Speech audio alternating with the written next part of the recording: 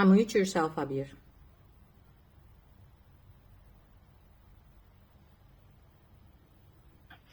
هاي داليا. Hello. صباح الخير. صباح الفل. بصي، عايزة أقولك على مشكلة عندي. تمام، أنا طول عمري الباك جراوند بتاعتي communication ويبقى عندي لخبطة دايما بين Abir, can I ask you to speak in English because we have some non-Arabic speaking audience, if you don't mind. اوكي يعني ممكن تسقطي حاجة بالعربي لو في حاجة عايزة تعبري بيها ويعني فاهمة عشان نفسيتك بس. Go ahead. اوكي لا اوكي. So English please, Abir. Okay. Now I have a huge issue that all my background is communication. As working in ETL agencies branding agencies, then communication manager in some companies. Recently, I become a marketing manager, acting as a head of marketing, facing a challenge of the difference between the marketing plan with communication plan and the strategy.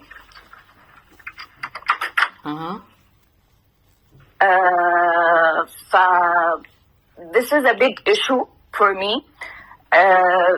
Try to search a lot, Google a lot about the difference between the planning and the communication versus the strategy.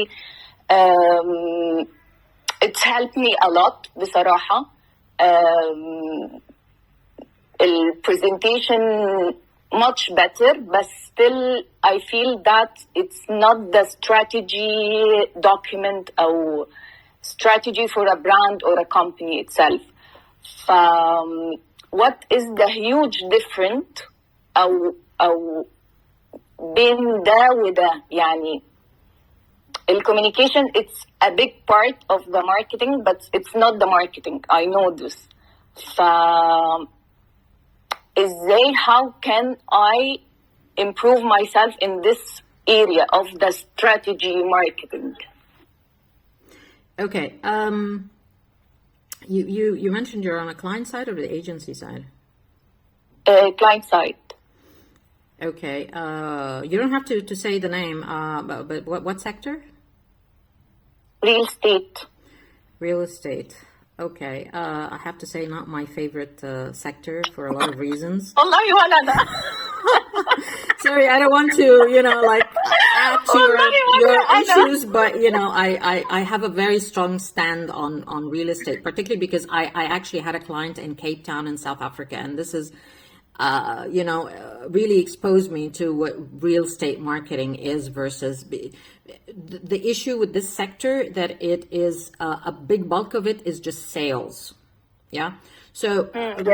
let me just, clarify a couple of points because you've mentioned. So there's a strategy, which is the thinking. That's why we spoke about, for the last 35 minutes. Yeah. So that's the thinking. And then there is, how to activate it, which is marketing. And inside marketing, there is all the communication tools and mediums and all of that, whether it's above the line, below the line. I think if you have that structure in mind, you need to be clear where you stand at every bit. I do understand in real estate and maybe big or whatever the size of the company is, these are really very fuzzy. And in a lot of cases, when it's a medium-sized or maybe even a local but a big company, the strategy or the thinking comes from the owner or the CEO. And if that person does not lay down the strategy, what is the strategy? يا جماعة احنا عايزين نوصل لفين? We are in point A and we want to reach B. Yeah, that is the strategy. It's as simple as that. And what are the verticals or parameters we're going to look at to get to B? Part of it is understanding the market, the potential, the competition, the customers, and the solution that you have. So one of the things that I really, and it's a tip for all people who are, working in real estate. One of the things that I'm really surprised that they don't look at trends. They go in with millions of money okay, out there to invest, and most of it comes from, you know, the down payments the customers pay, which is really pathetic. But look at trends. So if we're taking Egypt is one of the highest in divorce rate. So if somebody is divorced, what do they do? If you look at the life cycle, so the guy probably, I'm talking about the male specifically, the guy probably needs to move to an apartment that is small, that's probably a studio.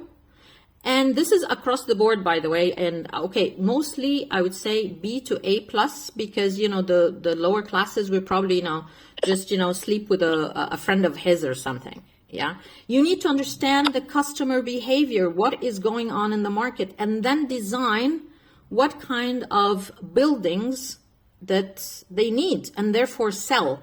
Because currently this, you know, bubble of growth in real estate, this is not real. Yeah, we all know that. This is about the economy. This is about the mentality of let's save money. And probably you've gone through tons of posts like أنا عايزة أحوش يا جماعة. So investment في gold, you should invest in gold or real estate, or, you know, put the money in the bank. You know, the rhetoric that's going into the country of that.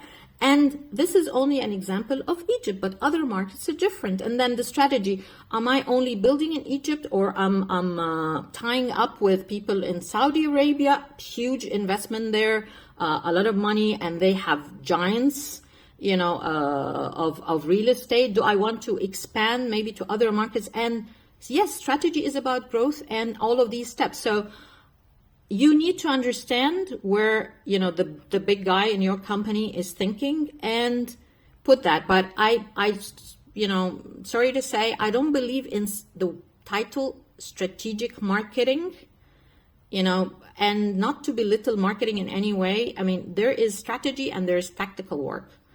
And I'm gonna say this in Arabic. مش عارفة انت سنك قد ايه، بس لو فاكرة مدرسة المشاغبين لما كان عادل إمام وسعيد صالح بيتكلموا يقول له أنا المخ وانت العضلات. So yes, they both need to work together. Okay, the thinking part and the actual part. هو مفيش واحد أحسن من التاني على فكرة. Okay, يعني you could be a great thinker and you have that strategy in the drawer. And I've seen this so many times from the big guys like the McKinseys of the world, because I used to work with them, and it's just locked in the CEO drawer and it's not activated. And on the other hand, you have tons of these companies out there.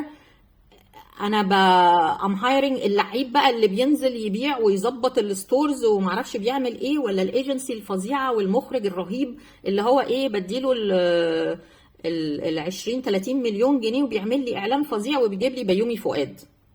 Okay, now this does not work anymore because budgets are small. I mean, I know real estate and telecom probably an exception, but generally speaking it's not. We don't have the luxury to just spend without no vision, no ROI, and seriously, and then you go on, you know, running installments on, you know, the new compounds and so forth, and the level of competitiveness.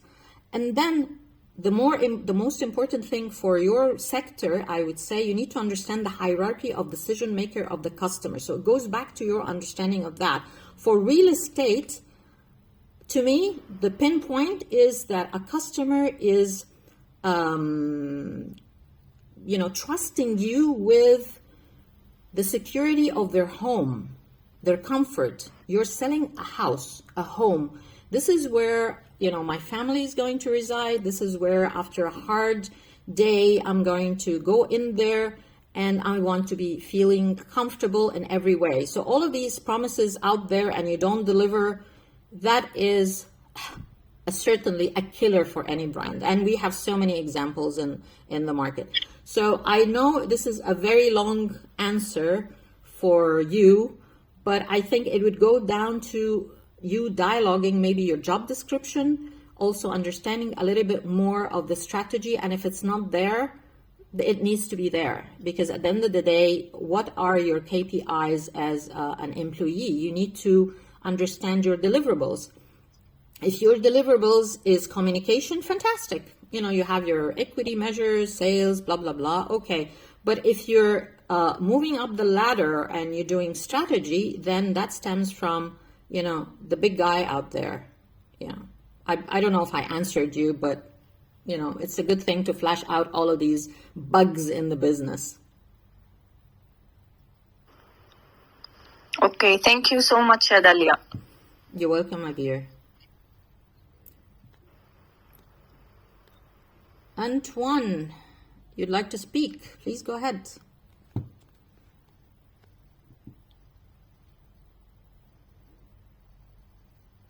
Unmute yourself. Hi, Dahlia. Hello. How are you? I'm good. Okay. I'm lashing out as usual. No, it's just, some words come up and I was like, okay, you're pressing the wrong button here. So, I'm sorry, I did not mean to get a bit negative about real estate, but it's just like one of those. But anyway, you're in Beatty. Okay, Beatty, you're there, right? Brand manager? Yeah? Yeah. Okay. I just... okay, so speaking of what you said about brand longevity, it mainly depends, or it highly depends on what you're offering to the consumer, and you cannot survive without claiming exactly and staying true to it. Exactly what pain point are you tackling, and what is it exactly that you're solving for the consumer. So I'm speaking specifically now about Egypt. In a market like Egypt right now, especially within the commodities sectors, I think the main challenge that we're facing is the differentiation across brands, and it all became about sizing, pricing, distribution. So what I believe, especially low-income consumers, they do not care much about the brands or the essence, and what do brands that this segment they represent are more than 60% of the Egyptian population. So what do you think about that? I'd love to hear your thoughts. Okay, I'm going to side with you on the fact that it's very challenging, the commodity part, particularly also when you even add on the private label. I mean, retailers are really, really dinosaurs now. They're sharks, basically. And it's only the beginning, because Egypt and the Middle East is very far off. I mean, if you look at the numbers of private label in Europe, we're looking at almost 5 to 6 of grocery items today out of 10 is actually private label. So the huge people like, Spar and, all of these. But going to your point, and I do agree with it's a challenge, but also I would highlight something that you said, it's about everybody. No, we're not about everything. When you grow as a brand, your target segments should even be smaller. This is where targeting is very important, because people are driven by different things, even within commodity markets. Yeah, and categories. The other thing you need to look is something I call the weight of importance of the category. And unfortunately, there is a lot of categories that have lagged behind to doing that. So think of pasta, yeah? Savola has 2 brands. El Malika, which is the mainstream, which they recently, I can frankly say, they screwed up with the relaunch.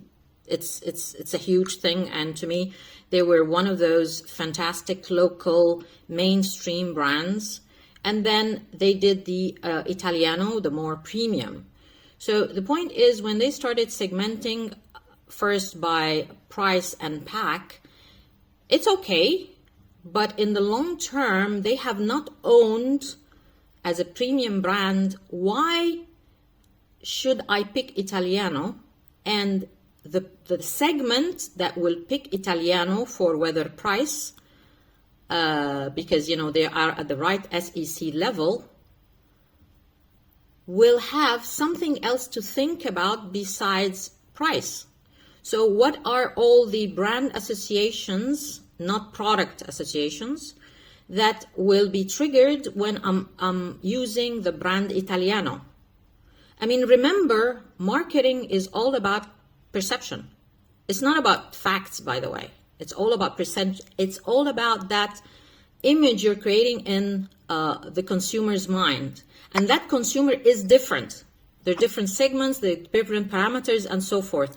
Yes, you will have people who will leave you for others, but then if you had not built that equity, if you're the market leader as well, on the category level, it will never, go through over time and resist times like this. I mean, for some brands, it's too late. I'm sorry. I mean, which brand do you work on, Antoine, in BT? Spoonable yogurt. Okay. This is in Marai. The Marai brand? Yeah. Yeah. Yeah. So the Greek yogurt, or just the normal? No.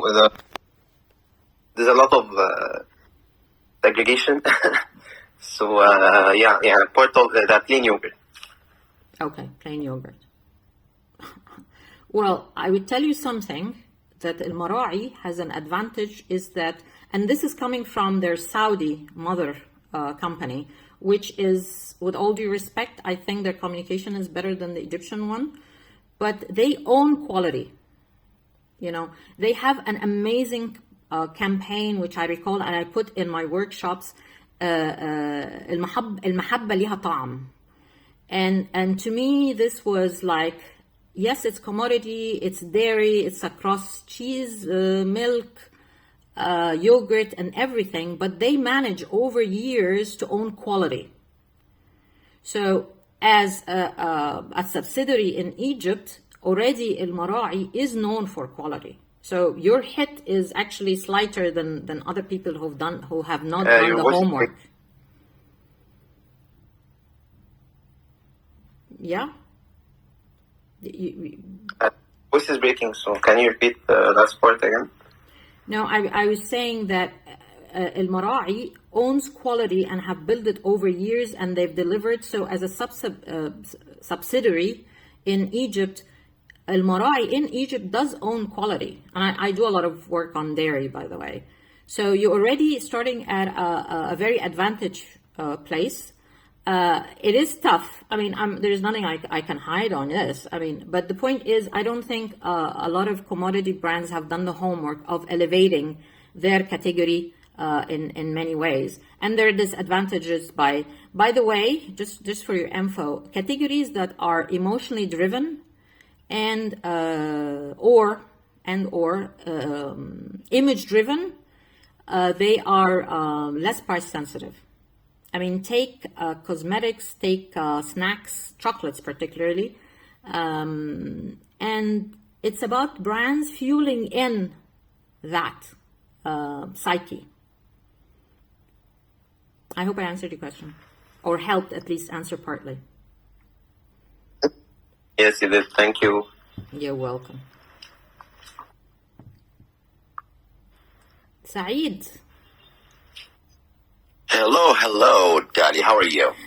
I'm good. As I was just saying, I'm laughing at the world, my usual self. You're doing a great job. Look, first of all, I would like to give you the credit for raising awareness in Egypt in terms of brand and marketing and so forth, putting the whole thing in the right track. And from here, I would also like to thank my friend Nick Pegman, which is in the group here, one of your audience and one of my. Yes. I just wanted to put some insights in this. I like what Antoine raised the question in terms of SKUs and sizes. Unfortunately, FMCGs are driving commodities, and you cannot build brand on SKUs and just sizes. You're actually commoditizing rather than building. And we've seen this across, unfortunately. The other side with Marai, which I give a lot of credit to, is their value chain is extremely strong, and they're able to build up a great brand process throughout the experience through the value chain. That's where the quality is born. That's where the quality is delivered, and it's been holding itself as a promise for a very long time. Now, in terms of what her question is marketing communication, is brand communication. Well, brand is a universe. it's not just marketing. It's everything what the organization is. It's the broader context of the business itself. Unfortunately, we don't have that understanding in the Middle East. And we think it's brand by launching advertising campaigns and so forth. Well, if that was a brand, you're not going to need the same budget over year on year to spend and say, okay, I'm here. You don't have to speak loud and say, I'm here when you're a brand, because through your client journey, you've built two key factors, which are retention and relationship. So through the years, the retention relationship has grown. Does Apple spend as much as others? Does Body Shop spend as much as others? There are brands, or whole categories that spend a lot less than others. So if we don't have the broad understanding and the science of understanding of what brand is and marketing and how both play a crucial role in delivering the result, then there's no success. Like Dahlia, you raised the real estate. Real estate brand and marketing starts after what? After their launch, when everything is done, they call an advertising agency, they hire a marketing person, they say, hey, listen, we're launching a campaign. Marketing and brand does not start at the end of the road. It starts from the beginning. It's part of the business thinking. If you're going to talk about brand strategy, it's part of the business thinking. It's part of the vision, mission. It's part of the culture. So if you don't have a culture, you actually don't build a brand internally, because you have very important stakeholders internally that you have to bring on board in order for them to deliver your whole vision and strategic objectives. I just wanted to share this because there's this misconception has cost companies across different sectors a lot, and I've seen it, and I've witnessed it across my consultancy business, whether in the Middle East or here in Europe or in the States. And finally, I would like to thank you for the opportunity for allowing me to come on your stage. No, come on, it's always a pleasure to hear you speak, and I hope we can share the stage again, my friend. I recall, the brand summit we had in Cairo back in 2018 was a really big hit. I think we need to have another gig on that. There's a lot of mislearnings. And, what baffles me, honestly, at this point of time where, budgets are tight, people are so lavishly, spending on ridiculous types of campaigns. Honestly, I mean, seriously, there is a word called ROI, and there's so many tools. And I cannot stress enough the fact that building brands helps you at these tough times. You need to navigate what is going on. And the data does not, by the way, lie. If you look at the COVID impact, the brand list, between 2020 and 2021 globally, it's only those big brands that survived. Everybody else got hit, everybody was under the table, and everybody thought, we're going down under, and, we're going dark, we're not even going to communicate. So they're going to the extreme. You're either ridiculously communicating or you're just not communicating. And at that time, the learning was, no, you need to continue the brand saliency, because yes, you are a big brand, but yes, again, you need to keep that reminder. It's all of these little bits and pieces that, builds in all the persona, all the hard work you've done at the beginning. But then after that, it's, it's a light cruise, a good breeze. Let's go for there, in sailing imagery, kind of. And as you said, how much money does Apple spend anymore? Maybe with a bit of PR when a new launch happens, and of course the customer experience, the in-store and so forth. It's still there, and it's still very consistent. Nobody said that building brands is easy. It is very hard, and a big part of it is consistency. So Saeed, thank you so much for jumping in, and hope to catch you soon. Guys, Look forward. Sure. I want to something about the brand summit that you raised. Look, I've spoke recently in several conferences in Egypt, Alex in Cairo, and honestly, not because of you or me, Dahlia, but I have not seen rich in content as the brand summit. I think brand summit was huge, was big and rich content. There was a lot of learning from a lot of people, and I hope with such rich content, something like the brand summit comes back. Thank you. I hope so too. And don't get me started on summits. There's a lot of around, and I attend. I don't really like to participate unless I'm very focused on what I'm going to say and I understand the audience very well. And I don't like panels, honestly, because the discussions really don't go anywhere. I mean, look at us today. I mean, this is a very small forum, and I've been doing it for months, and I just try to share some of my knowledge, and the people speak up. I mean, there's not too many forums around that you can have that level of discussion and richness of conversation, and we try to solve things or even get ideas. This is not a sell thing, because I mean, I have my followers, they're on LinkedIn. If they have an issue and you want consultancy, you know where to reach me. It's not that thing. But I think it comes back to giving back to the community and making things better, and it's up people to grab it. But all of this show on summits is really crappy. And by the way, it's not Egypt thing specifically, because I've done a couple of recent ones and I wasn't also happy. There's this whole part of sponsorship, and you customize the speakers and the panels according to who pays more, and it's honestly it's quite disgusting, and I don't like it on that respect. So let's speak at some point if we do it in Egypt or any other company. But I think that brand summit we did back there in Cairo was just amazing. So, and thank you for initiating in the first place and inviting me to be one of the speakers. I really had a lot of fun. Thank you, Baaghil, for that. Raju Nair, hello and good afternoon if you're in India. So please go ahead. Unmute yourself. Hello, Dahlia. Happy to be here. Yes, I am Indian, but I'm not too far away from you. I'm in Jeddah, across the Red Sea. So. Oh, we're practically the same time then. Yes, indeed. It is the same time zone, and it fits in very well, because though I am at work, Saturday is a time we strategically discuss. So your sessions are a real eye-opener, Dahlia. Thank you. Like you and Baaghil, I've been around in the business for over 20 years and engaging. The key thought that I have, and I've built brands across the globe. In the Middle East, sadly, Dahlia, I'm not sounding negative, but I think it's a perspective. Many of them see investments in brand and marketing as an expenditure, not realizing the long-term payoffs and the long-term investments. And, that's one of the biggest challenges as marketing I've been grappling with in so many years. And it is for guys like you, Baaghil, who's a very, very well-known resource, people like you who need to raise the ante on this and flag out the fact that marketing and brand building is a long-term asset, not to be viewed as a short-term investments.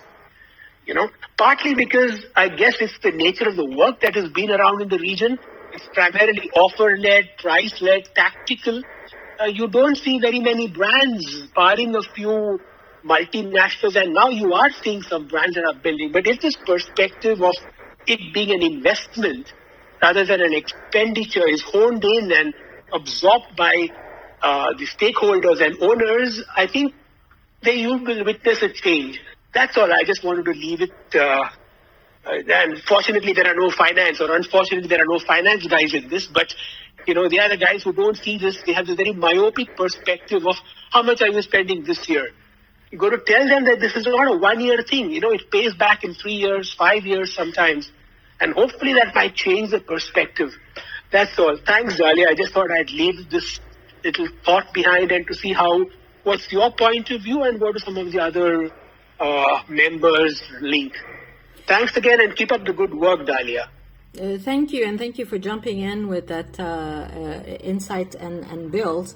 And it's a good thing that you mentioned finance, because honestly, I don't blame them. They don't understand what we do.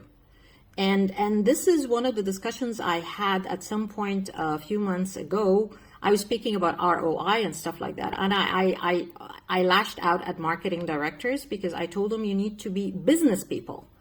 And hence my earlier start of this session when I said the brand strategy is the business strategy, because for the life of me, I don't, I understand why a finance director and even a CEO would give me money because I'm telling them this is a great campaign. I mean, this activation is wow, and this celebrity is going to give you a lot of money. I mean, to be honest, this is BS, right? For any finance person and any CEO person. They need to be educated. It's not their fault. It's our fault. Yeah. So at a CEO level, it's a must that he understand why is the brand important. And at a bigger level as a CEO or owner of the company or an investor, the brand reflects, especially if you know the corporate company is the same as the consumer company name. So it's there's a lot of risk when you do corporate communication, employer communication, brand communication. This all needs to tie in, and that is a bigger picture that is lagging. Probably only for big ones, but smaller ones or middle-sized ones that are actually communicating out there still have a risk because you are putting money out there. So what's the benefit? And there are a lot of tools out there, and it's not going to harm you as a marketing director to get your commercial guy, your finance guy, everybody, and do that. I recall, I'm sorry, I don't remember which year it is, but at that time, I'm a legacy Cadbury person, yeah? So then Kraft Foods bought Cadbury worldwide, and then, I stayed on different roles, and part of the role, I was board member in Kraft Foods no, it wasn't Middle East, it was Egypt, North Africa at the time. And it was the first time for me to be a board member, so I just shut up and listened to what is going on. Can you imagine me shutting up? Anyway, what I've actually initiated is two things. One, that the board will go and listen to focus groups. Yes. So I told them, listen, consumers, customers, this is the only reason we are in business. I don't want to go into further discussions with you later on in the agenda and you keep telling me, no, this is not happening. This is not blah, blah, blah. I do understand there are different sides of the business. Understanding customers, yes, part of it. But also, is it feasible from a manufacturing point of view, finance point of view? What is the ROI, the margins, the revenues? Yeah, fantastic. Of course I do. I'm a business person. But at the end of the day, you should not be really off. Don't understand your market, don't understand your customer. And the other track was we do trade visits. And spontaneous, this is not about, I tell the guys in modern trade, hey, the CEO is coming. No, put everything. No, you just go. And speaking of which, I was in a conference at years back, and the technicalities were not working. So I had to fill in 3 minutes before my talk. And I just asked the audience, who are mostly very key people, I told them when is the last time you called your helpline or used your application or visited a store? Only 5-6 people raised their hand. And I told them, this sucks. I mean, you should, taste your own poison. Because this is the customer experience that, you brag about in your communication. And then, when things are not doing well, you actually downsize and, let go of employees instead of growing. So, brand is really the heart of it. And, of course, customers. So, thank you for that build. I hope I wasn't too long. I mean, we're already past our time, but I'm still happy to take any builds or questions.